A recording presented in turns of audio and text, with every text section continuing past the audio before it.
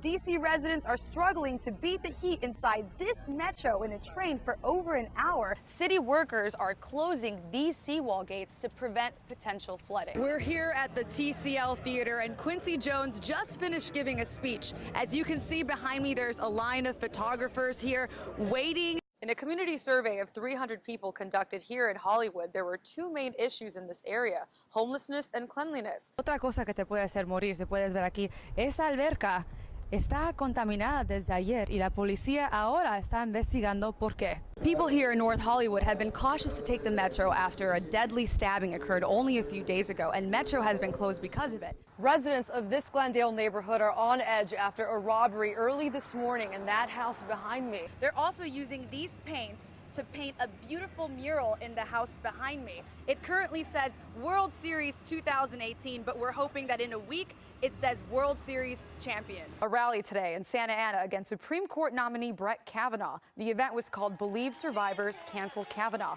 The Spice Girls are going to give their fans what they really, really want. An early morning crash on the 14 freeway leaves one person dead and another injured. Police tell us a person was driving the wrong way on the northbound 14 in Santa Clarita. In Japan, a powerful typhoon is slamming the country, bringing strong winds and torrential rain.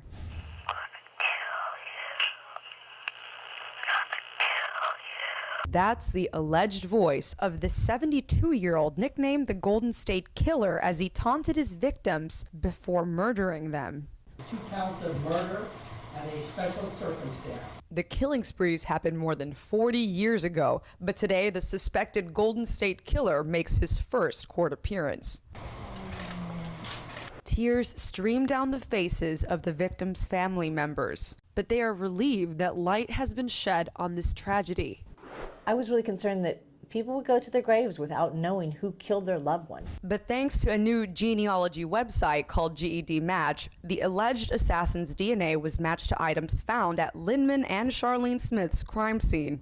They were beaten to death in their Ventura home in the 80s, and now investigators say they found the evidence needed to crack this cold case. Uploading your information on an open source database, meaning that anybody can get access to your unique genetic markers. D'Angelo is now accused of a decade-long reign of terror in the 80s and 90s. 12 murders, over 50 rapes, and dozens of burglaries are allegedly under his belt. When you talk about the dead or you're walking around a cemetery like this one, the last thing you think about is celebrating or happiness. However, today, for Dia de los Muertos, or Day of the Dead, that's exactly what it's about.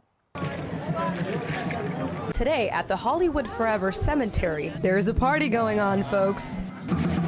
Shows, music, face painting, and food that you can even eat around gravestones. A lot of people think Day of the Dead is about dead and death. No, it's a celebration. It's about family and, even those who are not with us. Lesvia rented the space to celebrate her late mother. Tequila and a Mexican pastry concha shows what her mother loved when she was alive. And now Lesvia shares her mother's treasures. I'm holding my emotion back because I wanted to cry.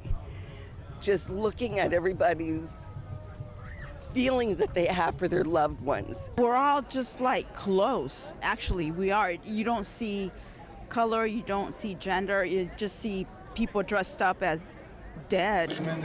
Drinking and dancing also brings everyone together. In ancient times, the Day of the Dead started with quiet home celebrations. And now look, this tradition is anything but quiet.